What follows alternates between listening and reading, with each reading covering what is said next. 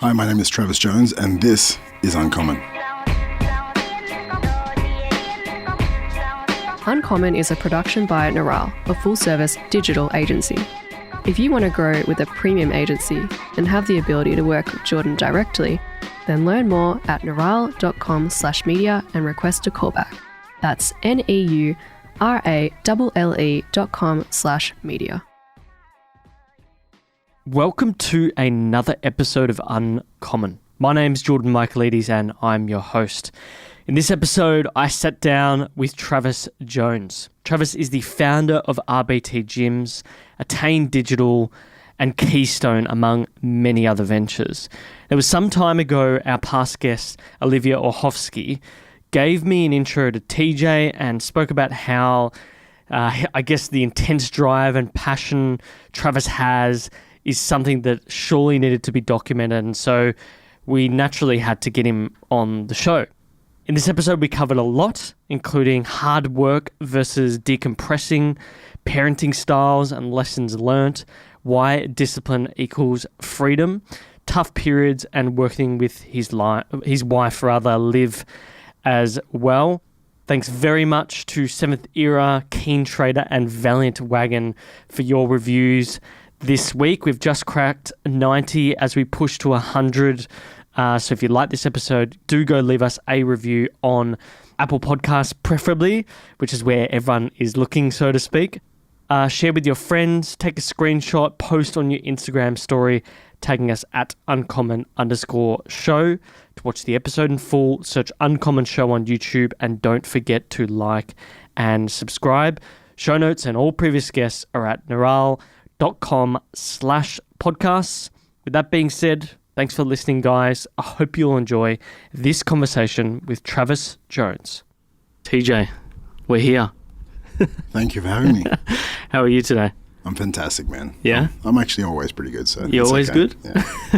You know, I was thinking about icebreakers to get us rolling on this thing. I've got many, but I've got to ask about your dog, Hercules. Yeah. How long have you had that dog?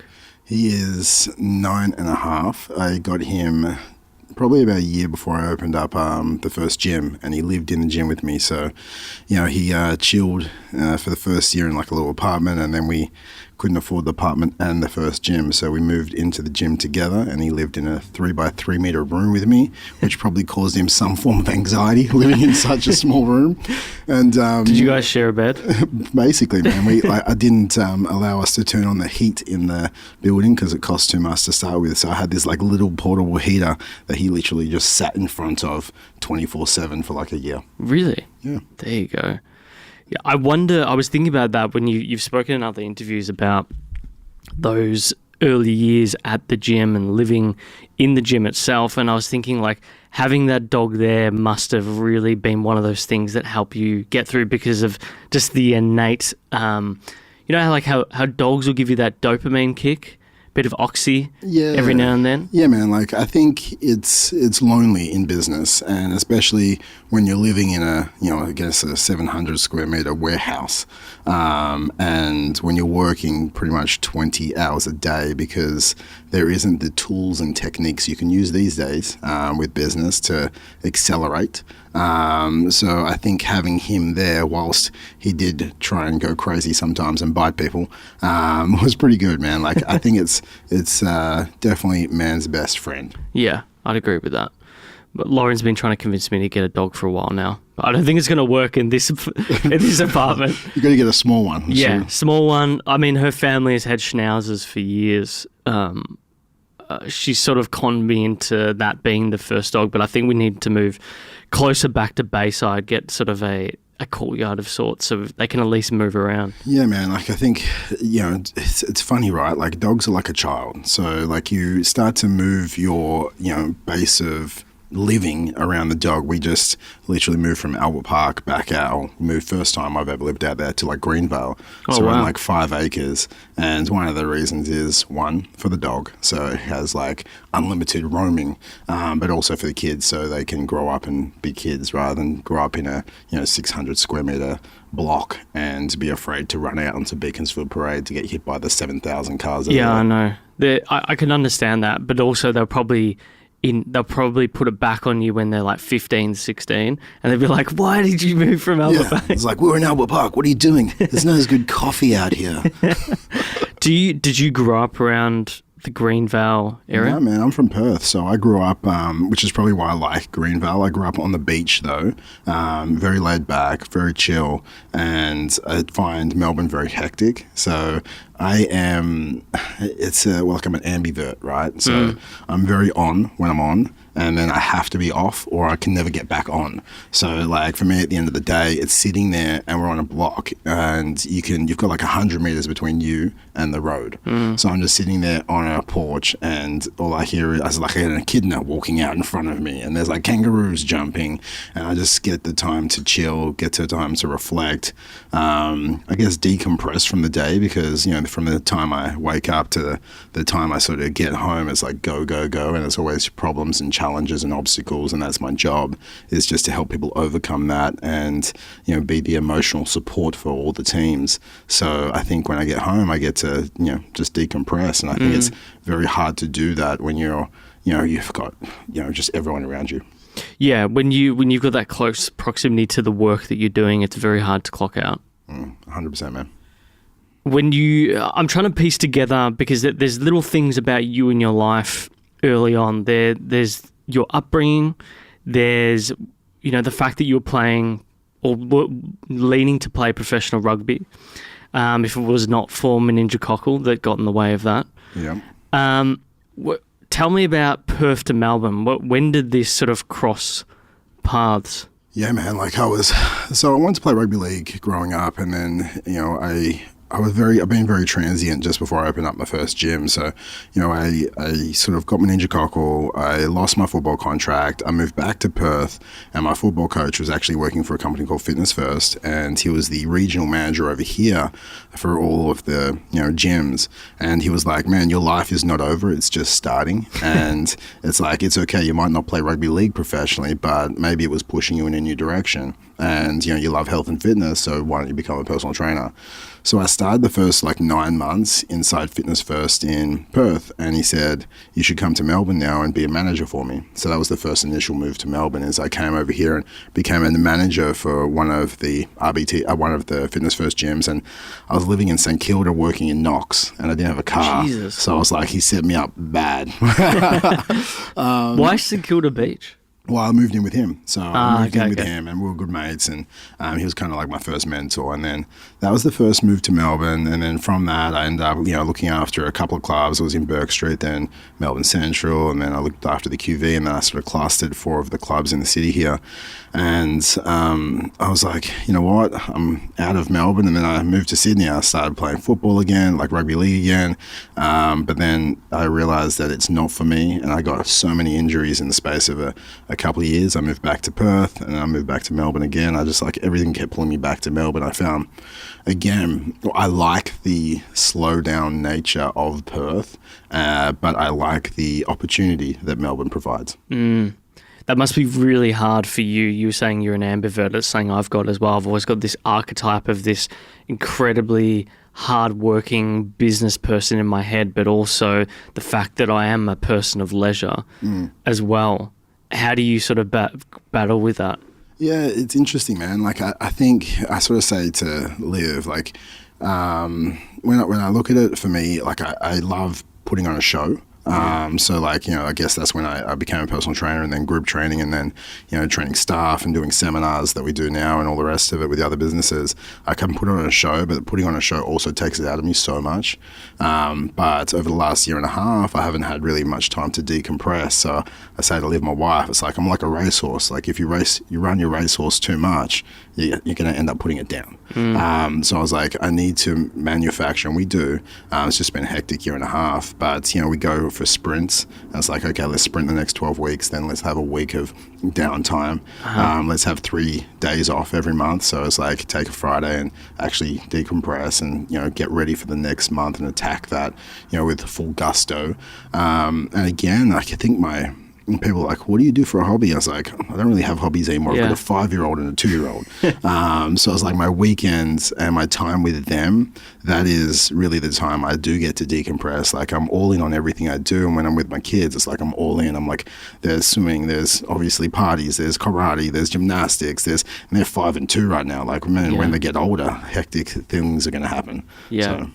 Yeah, it's a funny thing. Lauren and I have enjoyed, because I think it was Livia Orkowski that originally introduced us, and we've been enjoying watching yourself and Liv raise 2 boys, because Lauren and I are getting sort of near that age, getting married next year, kids won't be far after that, and thinking about how do you do, because you both run businesses together, right? Yeah, man. It's a hard thing to manage. I like the fact that you always, or at least regularly enough, post about the fact that you have a date night.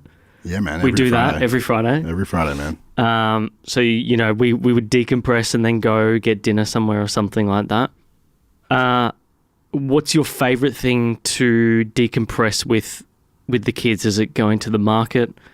Is it going by the beach? Yeah, man, like it's a hard one, right? Like I think for us, like the play centers are the biggest thing for me. Like I get to be a kid. Like we'll go to Bounce or we'll go to, what are they? There's Bounce, there's like the inflatable worlds, and you get to just jump around, not worry about anything. You're fully present in the moment. You have to be present in the moment because you're literally bouncing off something into the air and you don't want your kid to kill himself at the same time. So you just have fun for like 2 hours and you can't think of anything else. I think growing up, I used to surf, and it's a little bit harder here because you have to drive, and I don't really create the time for it.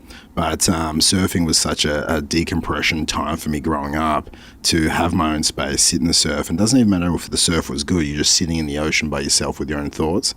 And I think now it's like, you get to, when you're in the markets, there's always a million things going on. It's like trying to make people not kill each other. But like, particularly South Melbourne market. Yeah, man, it's hectic. But when you're looking at like these play centers, you're fully in, like immersed in with the kids. And, the thing I love about kids is everything, no matter what, is exciting to them. Yeah. And there's so many firsts, and you get to experience these firsts with them. And I think, if we all attacked the world the same way kids attacked the world when they're young, because they don't have all these ideas that are filled with doubt and fear and everything else that society gives them, like we'd be happier people. I think. And they're very, very present. You do notice that about kids, is just their I remember actually I had a guest talk about this, and her mum had dementia, my grandmother had dementia, and it was sort of like they become children again. They had the term we gave it was like wonderment. Yeah. It's really, really fascinating to see. I can imagine with Bounce, you must find it funny when you go in there and they make you sign that waiver and all that crap. Yeah, man, like it's quite funny. It's like, hey, your kids may die. Do you know, like I've been there and I've signed the waiver for like a workplace party, and then we've seen someone being taken in an ambulance away from it. Yeah, it's like, wow. I'm not even joking. Yeah, that was my first foray into Bounce. Yeah, it's like, but also like I always want to be the dad who's present and actively. I'm not just sitting on the sidelines watching them play at these play centers, checking my phone. It's like, no, like I want to be there for them. I want to participate with them. I like the fact that, and this is a significance thing, but I like the fact that like the other kids are like, say, oh, why can't you be like, Jackson's dad? Yeah. Like, why aren't you strong like Jackson's dad? Or why aren't you playing and climbing that thing like Jackson's dad? And it's like, because I want to be the dad that's there for my kids, and whether that's right or wrong, like, I don't know, this is my choice in life, and I'm never going to say there's a right or wrong way to parent someone, because every way of parenting is your own way of parenting.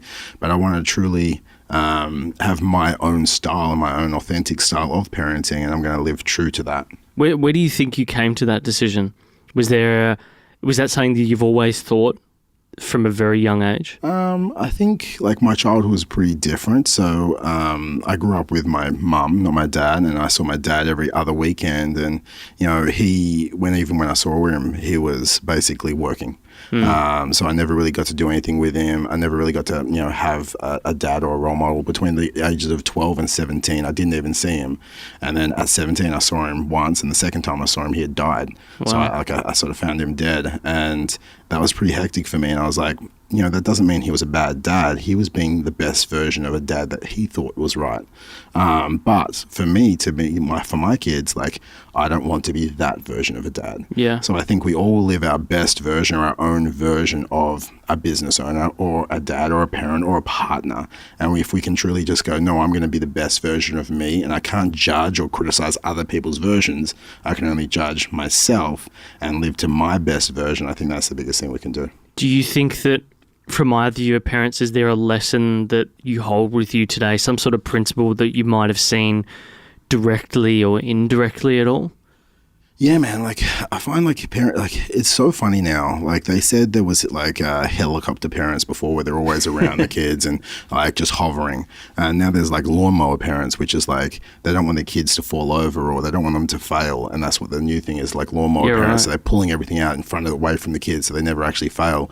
So for me, like, I don't want that with Jax. Like, I want to build resilience, and Finn. But, like, Finn's just crazy at the moment. He's 2. So, he's building his own, thing going on. But with Jax, like, I want him to build his own resilience. Like, I want him to fail. I want him to think critically. I really want him to challenge himself, and that's what we try and do for him is like, no, you have to find your own way. You have to give them present time. If you're on your phone constantly, they'll always want to be on their phone or their iPad. So it's like setting boundaries and rules around that. And I think, yeah, for sure, like Gary Vee says, like, yeah, get your kids on iPads and all the rest of it. That's going to be the future. They have to learn how to do it. And it's like, yes, they do have to learn that, but they also have to learn social skills, social etiquette. They have to learn, essentially what is good and bad. They have to learn that I was listening to someone yesterday, and like one of the little girls was like, my dad said everything's a game. And because I was asking at gymnastics with Jax, and the teacher was saying, oh, what are games that you can like do agility and stuff like that? And he was like, oh, football and soccer and just naming different sports. And one of the other girls, she wasn't even in it, she just like piped into their group, and they're like, anything's a game. Tickle Monster is a game. And so I was like, okay, yeah, Tickle Monster. She goes, my dad said anything where you're moving is a game and there is no winners and losers. I was like, no. Oh, no. I was like, hold on. I was like, I didn't say it. I just looked at Liv, and Liv looked at me, and I was like, we both have the same thought. I was like, one, not everything is like considered a game. Like walking and moving is not a game.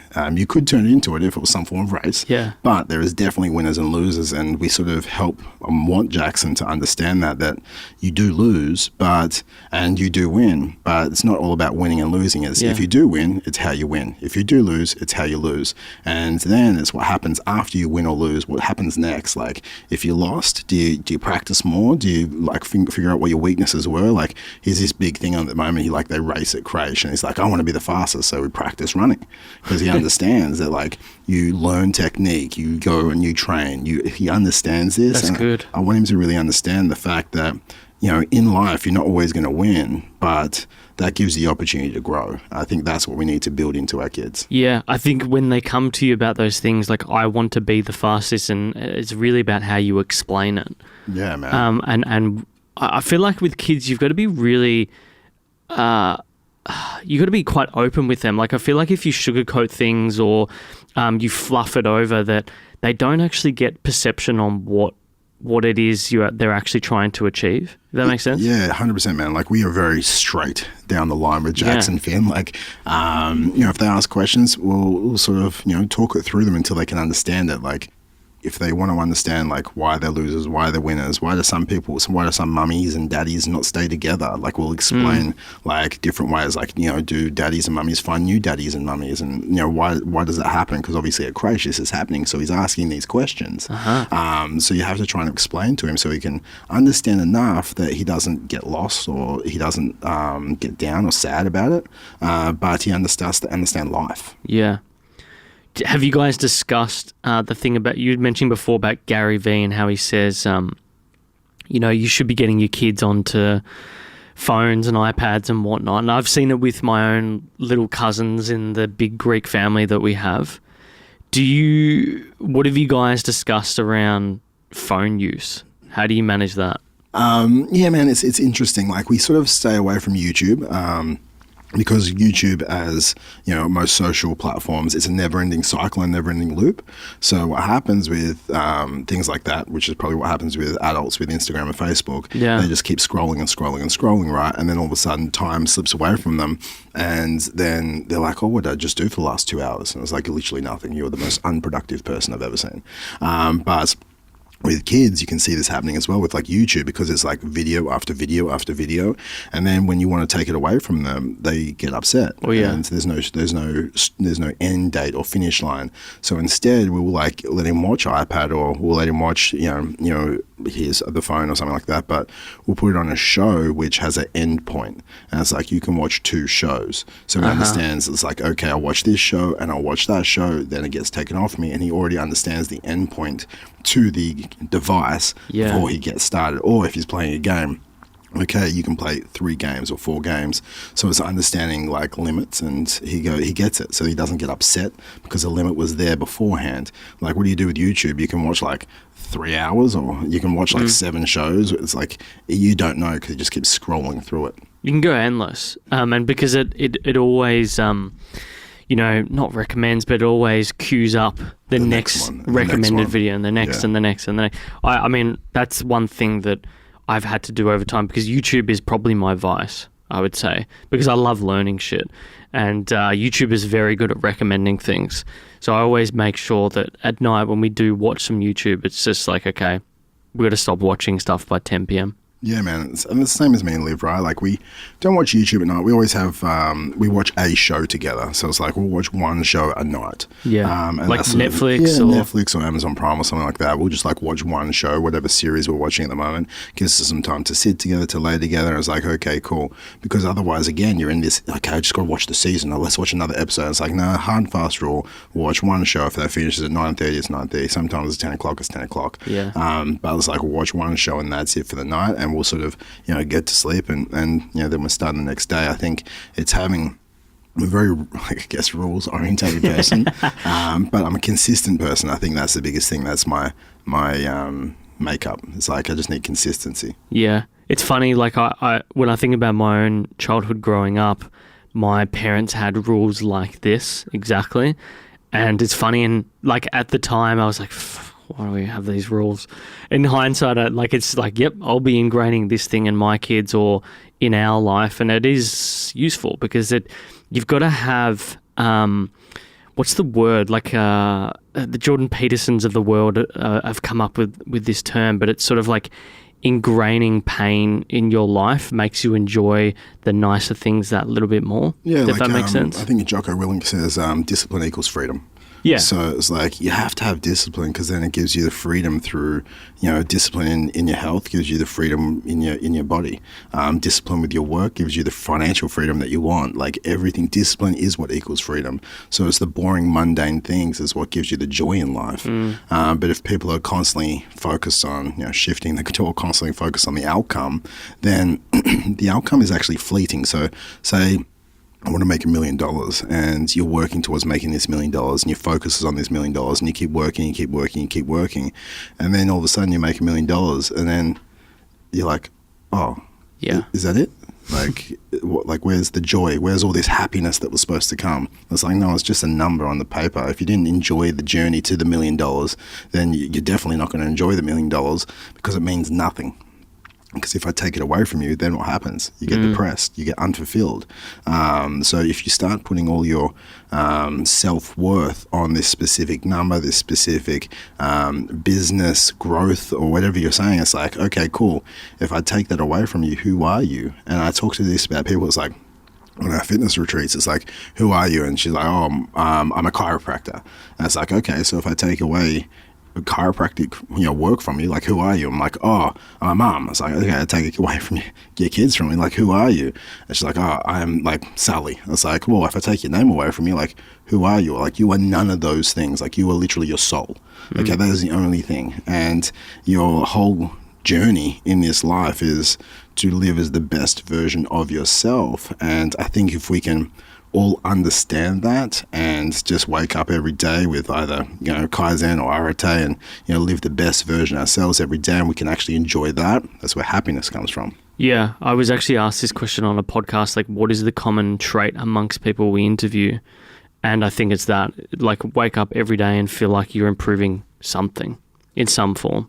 Well, that's like growth-oriented people, man. Like, I think there's fixed mindset people and growth mindset people, right? There's a whole book around it. And I think if you are a growth mindset person or if you are entrepreneurial, like you need to be constantly expanding. If not, you feel like you're, falling short. And, growth, if you look at the 6 human needs that Tony Robbins, I think, took from Jim Rohn, I think it was. But, there's significance and there's connection, there's variety, and there's certainty, but then there's the 2 other ones, which aren't your primary ones, but I think once you start to fulfill those other needs, those are the ones you lean on the most, which is growth and contribution. So for me, like I want to contribute as much as I can to society, and if I don't grow, then I can't contribute. So growth is the biggest driving factor of my life. I had a feeling that you were heavily influenced by Tony Robbins. Yeah, man, like I love some of his stuff, and some of his stuff is, like everything he says, it's been taken from someone else. Yeah. Same as all the greats, yeah, right? like it's a remix, right? Yeah, so like I think, he starts talking about love languages. He starts talking about like the human needs, and you can start to, when you start to read enough books, he's like, oh, he took it from there. Oh, he took it from there. He's just been very good at collating a lot of knowledge and then, then giving it to the masses. And he is amazing for that. So I do like Tony Robbins. I like what he stands for. I like what he's trying to achieve, and he is achieving. But then I love everyone he learned from as well. I can get a sense that it was Tony Robbins in your early years in business that maybe that was what taught you how to find your why. I was thinking, like, as you're sitting there or sleeping there in that gym that you've just opened on your own, I think there's a story there. I really remember. I feel like I remember you got in this infrared sauna to get some more cash flow into the business. So you're obviously like really scrapping at things during that time. And as you're sitting there sleeping with Hercules, what was the why for you at that moment?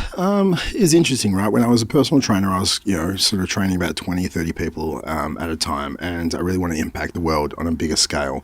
And I wanted to open this gym, and then my next why was like, I'm going to get 216 people. And these 216 people, I'm going to change their life. And that was the why behind RBT at the start. It was just 216 people. So though I didn't really have a business plan, I didn't really know how I was going to do it. I just knew, hey, I've been a personal trainer coach for the last like 8 or 9 years, and I'm going to use my knowledge in the technical ability to get as many people as I could in. But you open a business. I didn't have any savings. I sold my car. I didn't have really anything to keep it going. And month 4 came around, and I had to pay like $12,000 for the lease. And I was like, oh, I don't have this $12,000. And what I found out later down the track, which was quite interesting as well, everyone on my street, all the other businesses, they had a pool, and they put money in how fast I was going to go out of business. So they actually bet against me to lose all the other businesses. Pretty crazy. And they told me like 4 or 5 years down the track. But I was like, okay, I need to raise this $12,000. How can I do it? Don't want to really discount my services. And I did this without first hearing from Tony Robbins. So he's like, you have, sometimes we don't have to have resources. You need to get resourceful. So I was trying to get resourceful with this. And I was like, okay, what can I do? And I said, okay, well, I can sell infrared saunas. Sessions. They complement the service. They'll get and bring in new people into the business that I can sell into our training sessions. The only problem is I didn't own an infrared sauna. So I was like, okay, that's an obstacle, okay? And all challenges just are there for us to overcome them. So one of the girls who worked for a Groupon worked trained inside the gym, and I sort of emailed her and I was like, I want to run this infrared sauna deal. It's normally $100. We'll discount it to like $19. Can we run it? And she was like, you don't have a website. She didn't know we didn't have an infrared sauna. She's like, you don't have a website. I was like, hold on. And this is back before like ClickFunnels and lead pages and all this sort of stuff. Like you literally had to build websites. What year are we talking? What was it, like 2011? Okay, wow. So I was like, I didn't have the ability to just build lead pages, but because we were trying to build a website, I was like, okay, I knew how to do it. And this is why it took so much longer back then compared to now, because I can chuck up a landing page in like 20 seconds. But back then, it's like, okay, cool, I have to try and code this website. So I put this together. I pulled a couple of images off Google, chucked it up together. I sent it to him. I was like, look, it's normally like a $99, $100. Let's get it going. And it was like 13 days until I was going to get kicked out of this location, the first gym. And she was like, okay, we'll run it.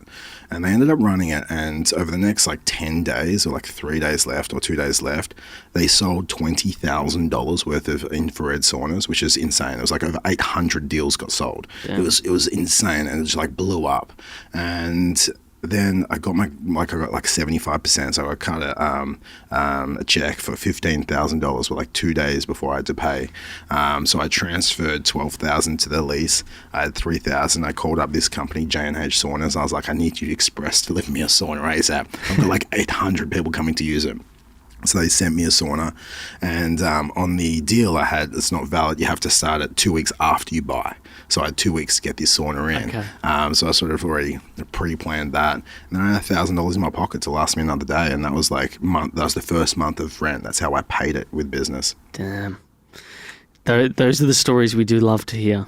Yeah, man. Like I think in business at the start, like you can start. You're always thinking outside the box, but you have to like be as resourceful as you possibly can. Like the next month for me, I didn't have that next $12,000. So, I went to a person I used to work with, and I said to him, I was like, hey man, like I need to borrow $12,000.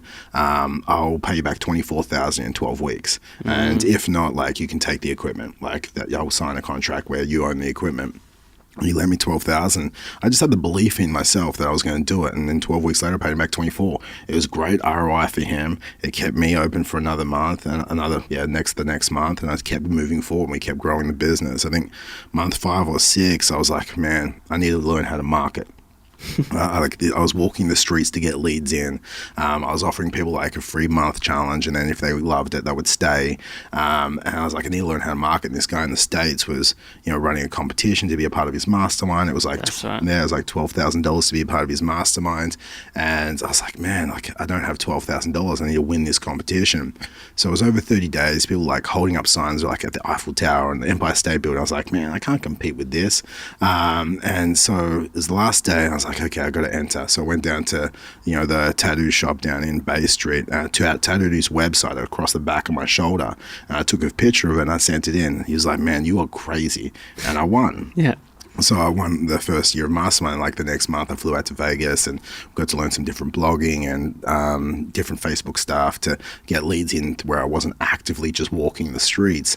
But I was also inside Mastermind with like Bill Phillips and some other really like crazy guys doing like $50 million, $100 million a year. So all of a sudden it lifted the lid I had upon myself that what was actually possible. And I think that's the best thing I actually got from that Mastermind. It's like, I actually have these limiting beliefs. It's like I can achieve anything if I want it. And so it opened up myself to believe in myself even more and what was truly possible. So you think that do you think that was the key inflection point? Because I feel like it's hard enough to get your first sale or start your first gym, but getting and starting the second one is even harder. Yeah, I think. Man, it was pretty crazy. Like after that first year, I was like, okay, like I'm ready to do something else because I'm very entrepreneurial. So I was like, I started getting like itchy feet, which has slowed down over the years because I'm like, okay, I need to, be comfortable with essentially the boring. So that second year, I actually started an online business, and it was like, T28 or Transforming 28. And I grew it, like the gym was still growing. I still had the first gym. I grew it to 5,000 members without paid marketing in like 5-6 months. And it was doing $50,000 a month as an online fitness business. And it was crazy. And all I did was growing it through like word of mouth.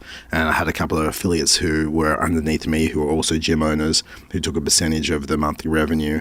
And it just like blew up, and it was around the world. I got into different radios. I was in Men's Health about it. I was in New Women's Weekly, all the rest of it. And that started growing. And then, unfortunately with that, that money was going into an ex's bank account. So I shut that down in August of that year, and I was like, okay, it's time to open up the next gym. So got some money out of the bank that I had in the bank at that time, and that was the next gym. Was that the thought process at the time, is the way to scale this and grow to a business similar to these individuals you met at this mastermind, the 50 to 100 million type revenue, that the only way forward was to grow the gym business? Because I'm just trying to understand, like, because you now have quite a vast array of businesses. So I guess I'm intrigued as to what your thought process was then. Yeah, man. Like, for me, I never really tried to be like anyone else. I was just doing my thing. And then, like, for a while there, I was feeling so unfulfilled. And I think Dan Sullivan calls it like I think it's the void of unfulfillment. And like when I had one gym, I wanted 4. Before I got 4, I wanted 8. And before I got 8, I wanted 12. And like, I kept like shifting the goalposts. And the thing is, entrepreneurs, we keep putting these goalposts out there like the horizon. We start running towards the horizon. But the thing is, when you're running towards that horizon, it keeps shifting. So all of a sudden, we constantly feel like losers, making us feel unfulfilled. And this is how it was for a couple of years. And I was like, why aren't I happy? Why do I feel down on myself? Why do I feel like a failure every single day? And when I realized this, it's like, no, every 90 days I need to look over my shoulder and see how far we've come. And that is my essentially success markers. So it's looking over my shoulder, looking backwards at what we've done, and then I look forward again. So I think that helped me move out of feeling unfulfilled. But every business has just grown off necessity, to be honest. Okay. So we wanted to grow RBT. I'm still growing RBT, and we've gone through so much. You guys have gone through a lot. A lot, yeah, man. So it's like, I still want to get to the 60 gyms in Australia. We'll sort of, I'm not sure if we end up selling it at that point, but the whole goal is to get it to the 50 to 60 gyms inside Australia, 10,000 members. That's the whole goal. And I'm constantly working towards that goal. But, after, 2 years, I actually had to get some cash. Got extorted. I needed to get $20,000 in 7 days to pay someone, or they said they were going to kill me. Jesus. Yeah, that was pretty cool. And I was like, I don't have $20,000. And they're like, but you're a business owner. You can pay us $20,000. I won't go into who did it or anything like that, but I had to pay this guy $20,000 or he's going to kill me. And I said to Liv, I was like, man, like, what do we do?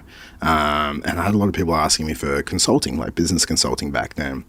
So what I did is I put out a program which was 8 weeks, $8,000 it would cost, and we guaranteed $16,000 back, or we'll pay you the $16,000. So they had nothing to lose, and it was $1,000 down.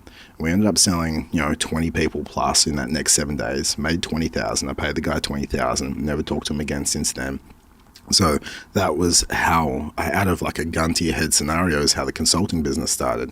Damn. And then, man, like over the next 8 weeks, we sold 100 people into this 8K program. So we made like $800,000. And from that, we upsold 40 of them, and we capped our mastermind for $35,000 for the next year. We sold 40 of them into that. So we grew like a $2 million business out of a gun to your head scenario. So I think sometimes, the worst things in life can actually, be the best things in life. You just don't see it in that point. I think I can see that now, that for you, those moments, like you seem like an individual who, in moments of duress, is when you perform the greatest.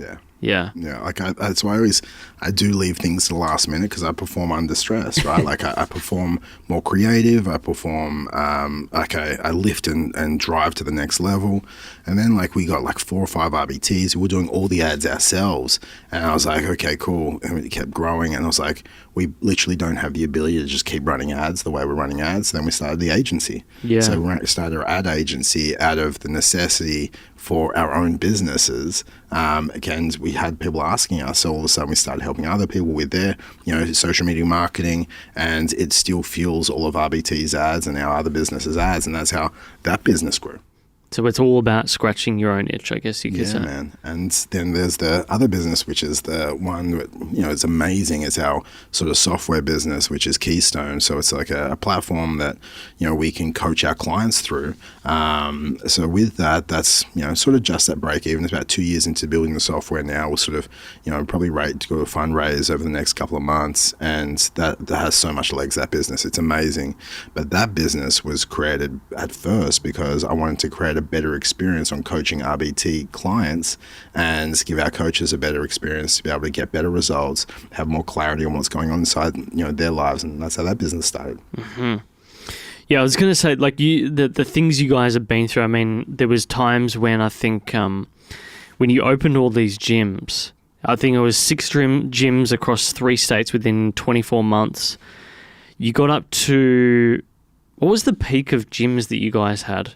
20. 21. Closed a few because of consistency issues. Yeah. I remember I feel like there was a time there that was mentioned, like maybe 2 years ago, you might have closed down a few, or... No, actually, man, it was like towards the end of last year. Oh, it was this year, man. Like I started RBT as a partnership base, and I would front up half the capital, and my partner would front up half the capital. It's probably not the smartest thing to do, but you're giving, you're putting I put a lot of money into it personally. So it was a partnership. Yeah, and then about 2 years ago, or maybe a year and a half ago, I sort of rolled it all back and I bought some of the partners out. I gave some of them a small percentage of the larger business. But what happened at that time, I rolled in debt. So a lot of them weren't running the individual businesses as best as they could. And I rolled in about $1.8 million of debt. And that sort of like, really put a big lean on RBT.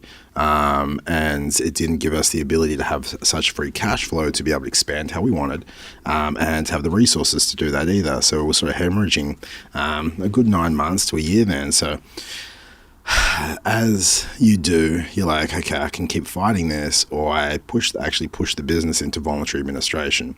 That's right. I think it was like May or June or something like that. Oh, no, it might have been April. Yeah, so I haven't really talked much about this at all to anyone, but I pushed into voluntary administration, which means, you have an administrator looking after your finances for 8 weeks, and they deem whether your business should stay open or not.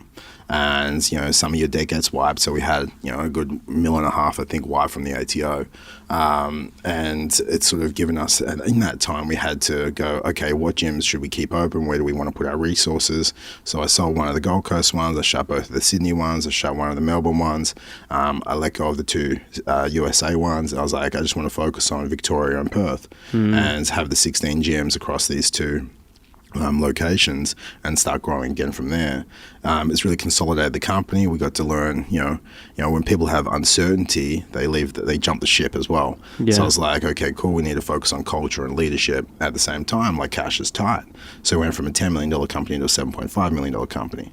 Now, that's like with business, like you definitely learn. It's like, what could I have done better? I was like, well, I always wanted to roll it together, so I couldn't have done that. I could look at their books. I did ask for their books a lot, so maybe I could have made better business partner decisions with some of them. But I think, man, like everything you go through is something that you need to go through to help you become the person you need to become. So that's what I sort of take away from this. I with the VA meeting, what happens is your debtors vote whether they keep your business open or closed. So, it's pretty intense. And the ATO being, really the main debtor, they actually voted. We had 3 companies that we pushed into VA because we run it under multiple companies. The ATO chose to close us. Really? Yeah, so it was pretty intense. But the ATO is pretty brutal. Yeah, I think, they deem me, I'm not an influencer, but they deem me as an influencer, and they were trying to make an example out of me because a lot of people are having social media businesses that make a lot of money, they don't pay their bills, and then they just collapse the company and walk away. So they tried to make a public example out of me, which sucks for RBT because I was in, different, headlines on different media outlets, all the rest of it, and, they were trying to make an example of me as a person. And as my company, as a person, as a business. But, for us, there's 3 votes. There's, credit, there's the different creditors, and then it comes back to the administrator. So the ATO said, close the business, close the business, close the business. And when that's happening, like, your heart's pounding because the ATO actually normally says, keep it open. So you're like, okay, the ATO is against me. But our administrator voted yes, and we kept it open because you can see we had the growth, we had the potential, we just had the debt that had come from the culmination of all the companies coming together. So we were alive. We have essentially our DOC, which is a deed of company arrangement that you pay off over like 18 months, and then the full debt is wiped, and that's, man, like I wouldn't wish it upon anyone. And I think 4% of companies come out of voluntary administration. So we're one of those 4%, which is pretty crazy. And going into it, knowing that we have a 4% chance of survival, it's like I'm pushing something that we have a 96% chance of failure. But I was like, if we can do anything, like we can do this. I think making that decision sounded like the right decision. It sounded like it was the right thing to do in the circumstances. I think that the fact that you brought those partner businesses in was a necessity, because you're just going to have, it sounded like you were having issues because you didn't have the control over, not so much processes, but the quality control that maybe you'd probably like. Yeah, we weren't scaling fast enough. There was quality control issues. There was bank reporting issues. Yes, there was some pros, but there was cons as well. Yeah. We would never be able to, like, it would be very hard for us to sell down the track as well. So that is one of the goals, is to grow to a certain point and, sell it for, 40 million plus. Like, that would be the goal for us. But we wouldn't be able to sell if it's all individual companies, because someone won't buy the individual, they'll buy the whole together. So that was one of the plans. So I was like, okay, we bit the bullet. It came with a lot of essentially, challenges. And as we're grinding through it now, like we're coming on the back end of it, member numbers are growing, direct debits are growing, stability and culture is increasing, and, we can start to grow again as of next year. I think it's good. I think to make that decision in an up or a market that's been up for a while is good, because the economy is sort of starting to go a bit, not flatline, but starting to go a bit stale. I remember my dad, in 91, I was just born. And so I was about a year of age. He had a mortgage with my mum.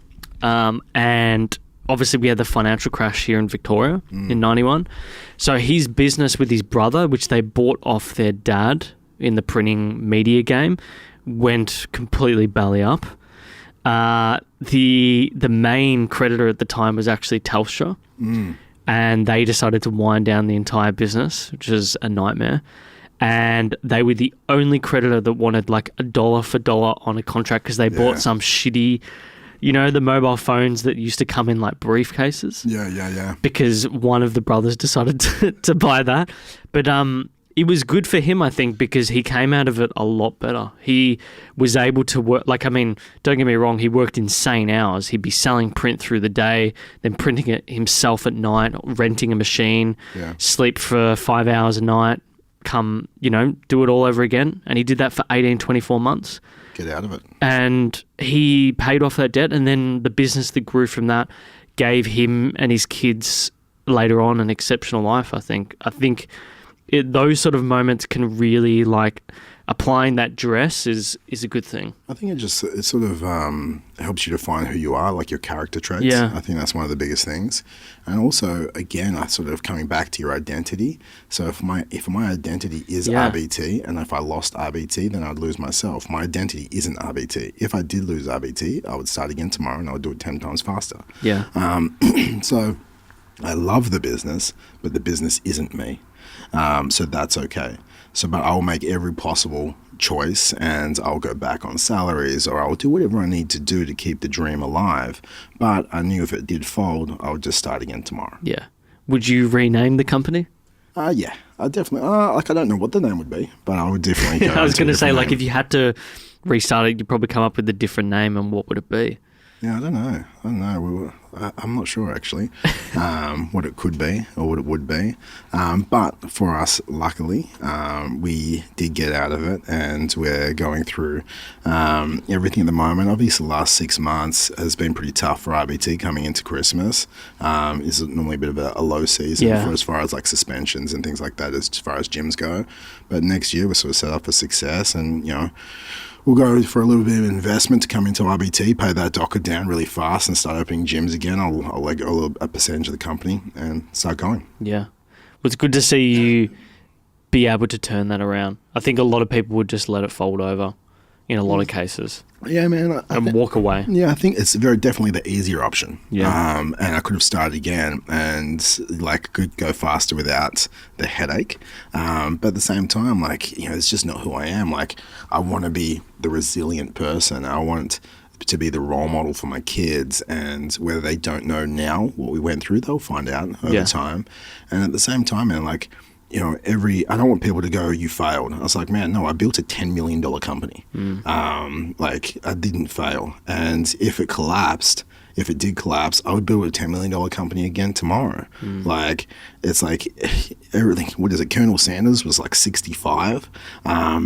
Before he sold like the chicken recipe. I was like, was he a failure up until 65? No. And I was like, just because you have a failure in business doesn't mean you're a failure at business. Yeah. It means you had a learning experience. Well, Buffett and Munger, two famed investors, really started hitting their straps at about 60. Exactly. They're in their peak now at 92 and 86 apiece, where the company is producing so much fucking cash that they can't even invest it. They can't find investments big enough to do it. It's really easy to build $1 million business. Yeah. It's so easy.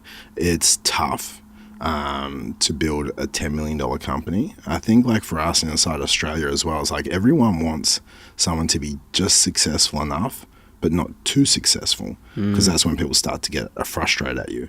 So it's like, you know, I'll get people that comment on my stuff every single day on social media, tell me to kill myself. Yeah. Like, it's pretty hectic. Good old tall poppy syndrome. Exactly, man. It's pretty intense.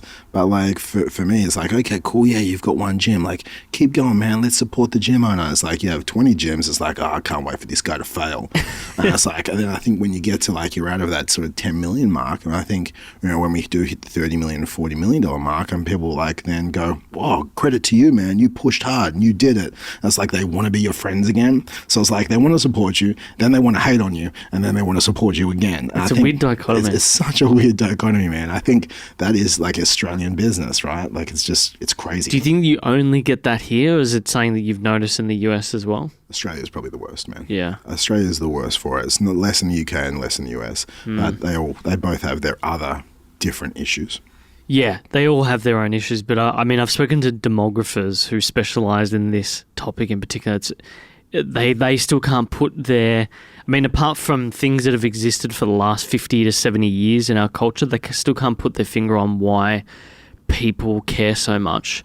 Like, they're willing to hate big business when they pay 0% tax, and they get frustrated by that, but they're not willing to support businesses that operate in that smaller 10 to 40 mil range. Yeah. It sort of, it confuses the shit out of me. Yeah, personally. It does for me as well, man. Like, I don't get it, and I don't know if I'll ever get it. Yeah. But I'm just a part of it. Yeah. Do you? One interesting business you have is Attain Digital, which I think is, which is what your wife. It seems like your wife has gotten most involved in, right? Yeah, man. Like I sort of keep hands off a fair bit with Attain. I do what I need to do across the businesses, right? Like, for me, I'm a problem solver, and I am a leader. I think that's my two strengths. Okay. And I can sort of a bit more visionary, whereas Attain doesn't need those strengths from me. No. So I don't need to be a part of it as much. Like, Liv is so much smarter than me. Liv has so much more tenacity than I do. I would not have any of the businesses that we have without her. So I'm fortunate enough that I have my wife, because without her, we'd probably have one gym, and I'd be sitting in the gym with my dog, Hercules. So I'm just a lucky man. Like, I'm lucky that I found her at the right time in my life, and we were friends for a good year. Before we started dating. She was not a member when we started dating. And love that you had to sound that. I do not, I never have, and I never would sleep with any clients of mine, people who pay me money. But like, with that, like, I was just so lucky and fortunate that we both met each other and we were best friends, and I could see the traits in her that actually I loved, which is her stubbornness, her, again, resilience and tenacity, her ability that she wanted more in life. Those things that I loved her, about her as a friend, I got to then now create a partnership with her, and I get to lean on her strengths, and she knows that, again, like, I think, entrepreneurs have 11 of the 13 traits of someone who's bipolar, right? So, like, I'm not always up, okay? Sometimes I'm down, and she knows how to lift me up, and she knows how to keep me on this even keel of just this constant movement forward, and I lean on her a lot, and it's probably, I say it a fair bit, like I'm lucky to have her, but, I should probably even say it even more, that, like, I'm so fortunate to have my wife. Yeah. It's amazing when you have a relationship with someone who pairs really well with your own personality traits. Yeah. Like, do you find that there's opposing traits that you guys have that really gel well together? We are very similar. Really? But, like I am very similar to her dad. So me and her dad are pretty similar as far as personality traits. He had a business. He just, shut down one of his businesses about, 5 months ago, very successfully. He has another business at the moment. And she actually worked for her dad for, I think it was like 8 or 9 years. So with that, she got to work with someone who was sort of crazy anyway. And I think that was a good grooming period for her to go, okay, cool, this is how I handle the crazy. Yeah. And this is how I get the most out of the crazy as well. So I think, again, like, I'm fortunate that we got together and we started working together at the time, because she had, like, everything that happens in your life leads you up to this point. And she got to learn those traits, and she was great at what she did there. But, obviously for Liv, she was moving to London, and we hadn't really started dating yet. And she was like, that's it, I'm moving to London, I'm going to start my new life. And within 3 weeks, I flew to London. I was like, no, I need you in my life. I need you to come back. And she's like, oh, I'll come back in 6 months. And she came back a month later, and we moved in together straight away. And, there's been many stories since, but, happily married, 2 kids. Do you...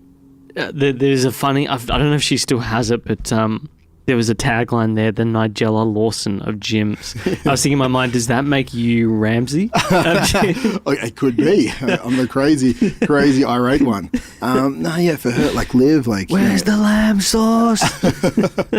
Like, Liv, she'll say, her love language is cooking. So, she loves cooking. She loves creating recipes. She loves all of that.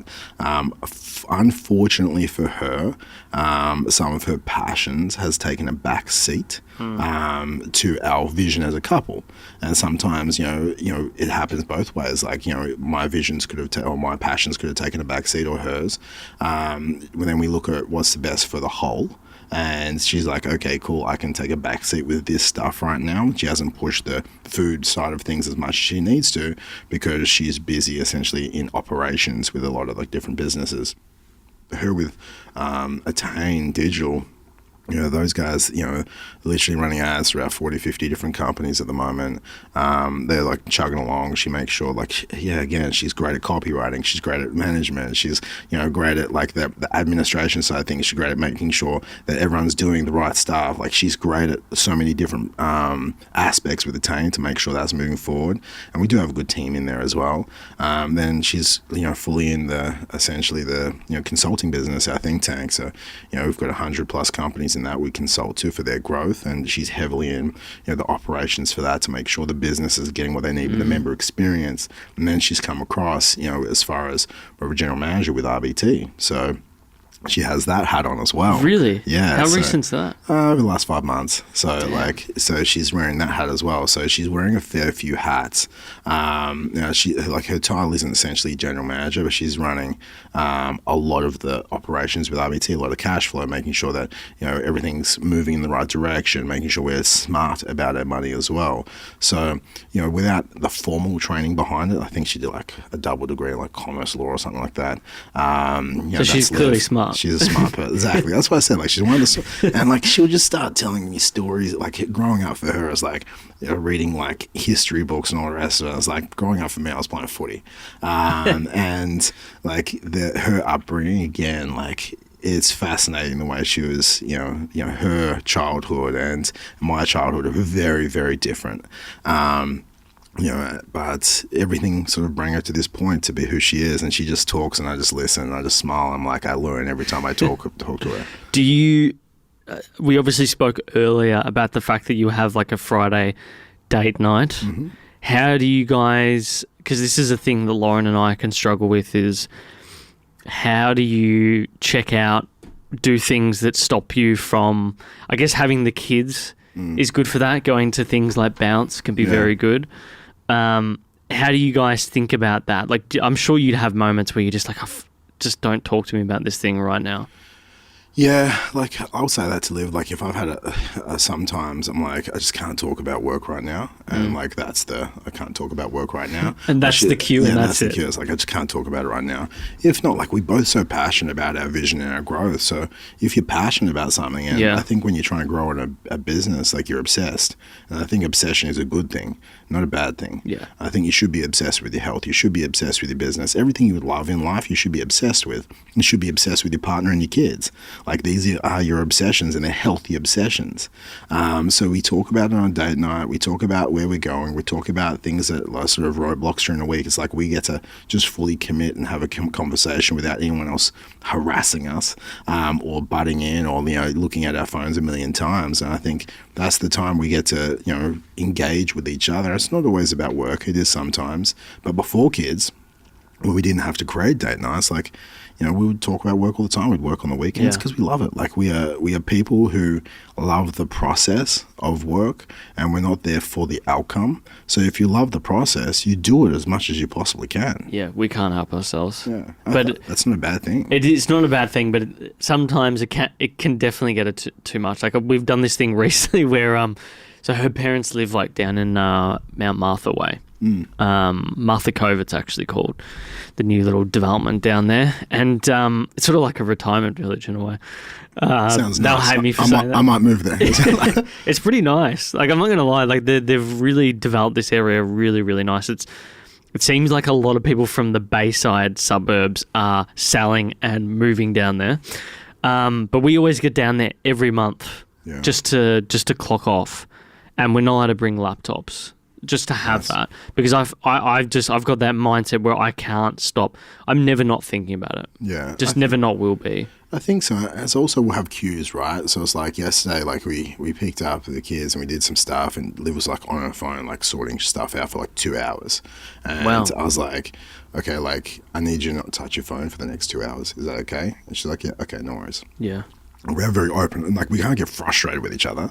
And I'll do the same thing sometimes. I'll be like literally trying to solve problems, and I'm not going to get upset because Liv isn't trying to, and I'm not trying to. If I'm trying to do something, it's not because I don't want to be with her or be with the kids. It's because at this moment, this problem or this challenge must be fixed. So I need to focus on this. Okay, so I don't have any expectation on her to be present with me.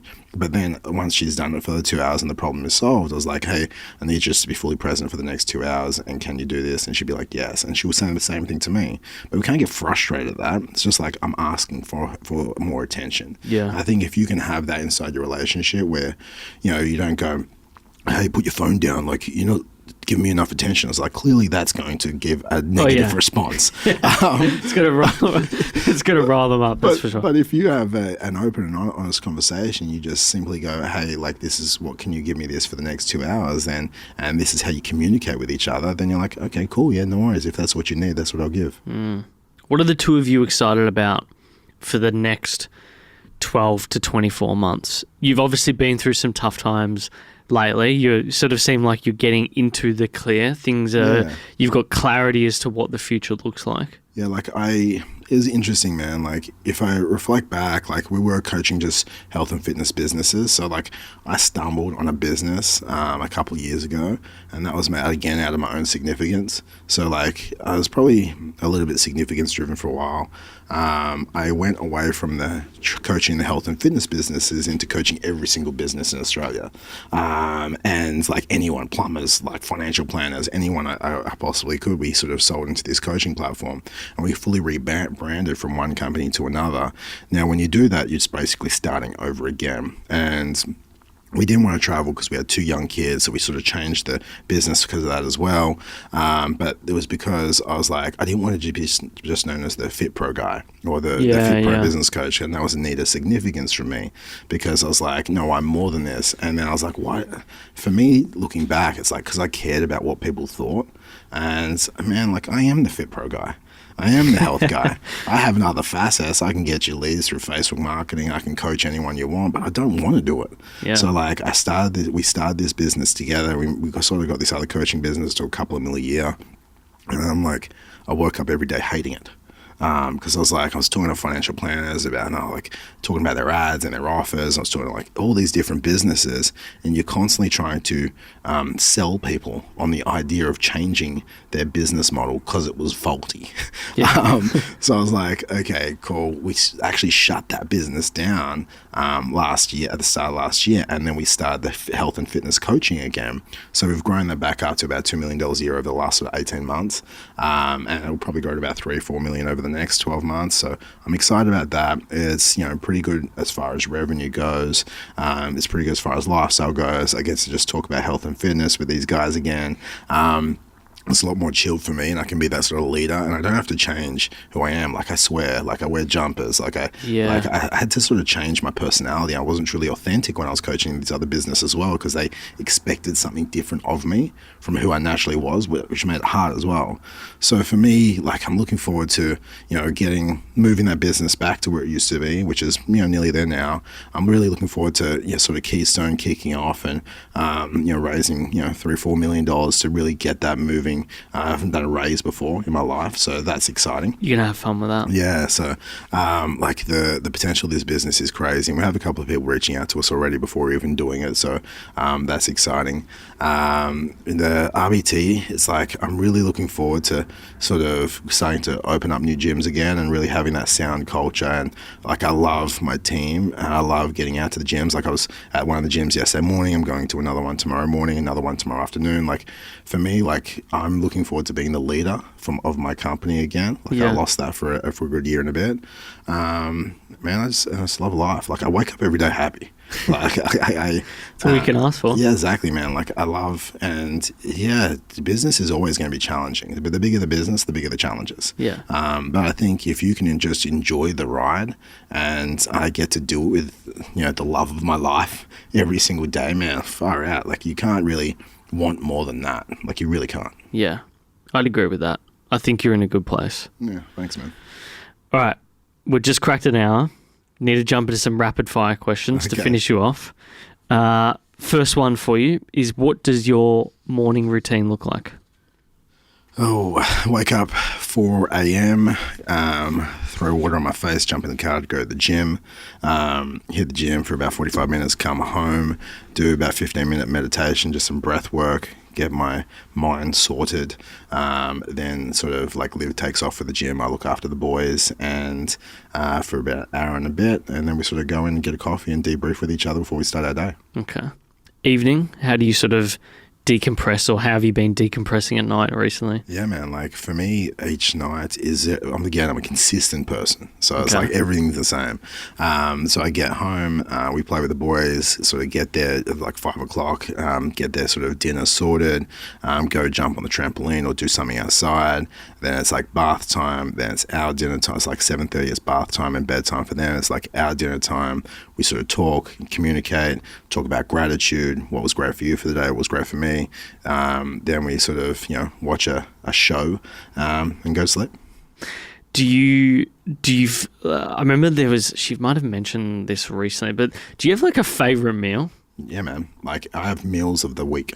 So it's like, Mondays we have burgers, Tuesdays we have steak and chips, Wednesdays we have like burritos, Thursdays we have at-home pizzas, Fridays is date night. Like every night of the week we have a different meal that fits inside our calories and macros that we sort of made. And it's like, for me, like I want to love every single meal I eat. Like I don't really eat until sort of 1 o'clock, 2 o'clock. I haven't eaten yet today. Yeah. I'll probably have something small at lunch. I'll probably have something small sometimes in the afternoon. Then I have dinner. Like that's my life. And like, I think I just love all my food. So I made my meals fit my macros and calories. So I love everything I eat. And I'm never on some boring diet or anything like that. But, for me, again, it's consistency and structure. Yeah. That's one thing I have gotten from RBT in the last 6 months is, I used to, like I think you guys have spoken about the low fatters and the high fat types, but one thing they all agree on is, the amount of protein you should be having,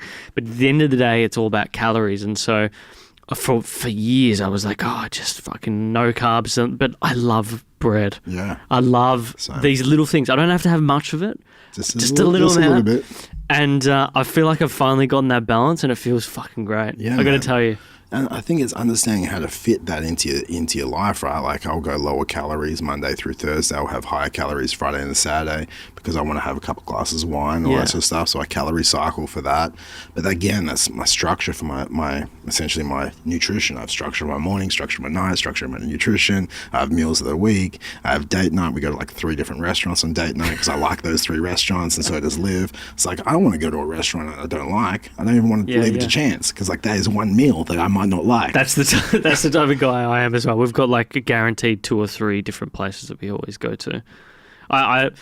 It's weird that, isn't it? Like I think it's a consistency thing, being very conscientious. But there's nothing worse than a wasted meal. Oh man, like, and again, I try not to be so certainty driven, but I'm still a bit of a certainty driven person. But also, I don't want to waste a date night with food I don't like. Yeah. So I like wine. I like steak. So let's just go get wine and steak. Why would you do stuff you don't like? Happy days. All right, last question for you. If you could have a billboard anywhere in Victoria. Yep. So thinking about placement is key, I feel like, with a lot of this stuff. There's a few cliche locations that people always go for, which is great because you're probably getting a lot of people passing it. What would you have on it? So you could have anything. Could be quotes, you, the business. What would you have on it and why? I would probably have it on Kingsway. Okay. I would have it with them driving into the city. Yeah. I know So this is what you're talking about. everyone's driving into the city there. And I'd probably have it like something around, it's like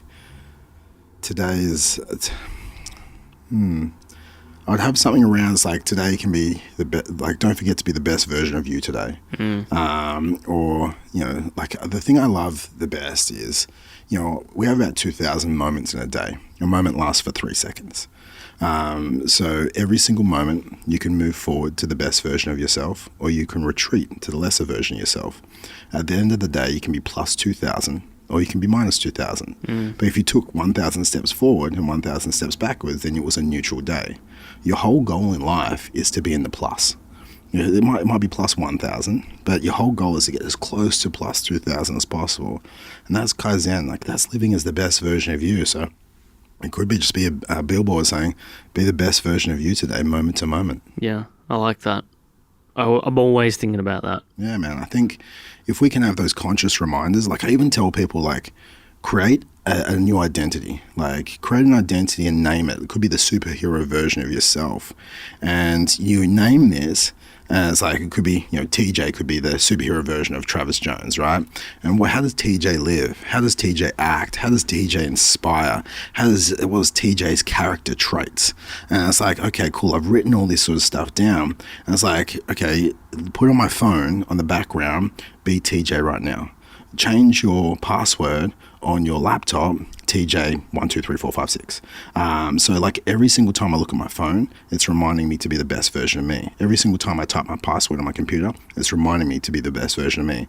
If we can always have these conscious reminders to be the best version of ourselves moment to moment, because we look at our phone and our laptop all day, every single day, it cues us consciously to be the best version until our identity ends up shifting to that and we permanently live it as a, you know, unconscious sort of new identity. I'd be fascinated to see what your background is on your phone and what your home. I feel like you can really garner a sense of who someone is by looking at that and the home apps that they have. Actually have. Yeah, that they have, or how organized it is. And God, that is funny. It just reminded me of that because I literally asked someone this yesterday. But look, thanks for doing this, mate. We got there in the end. Where can people find you on the interwebs? The interwebs. If you just, honestly, man, the biggest place I live is Instagram, at Travis Jones Entrepreneur. If you find me there, you can ask me questions. We can communicate and connect. I could even follow you back. Like at Travis Jones Entrepreneur is probably the best place. Awesome. Well, TJ, thanks for coming on. Thanks for having me. Cheers. Thanks for tuning into the episode, guys. If you like the episode, do leave us a rating on your podcast app. If you want to follow us for regular updates, it's at uncommon_show on Instagram. Search for us on YouTube, Uncommon Show. And don't forget, of course, to subscribe. Until next time, thanks for listening.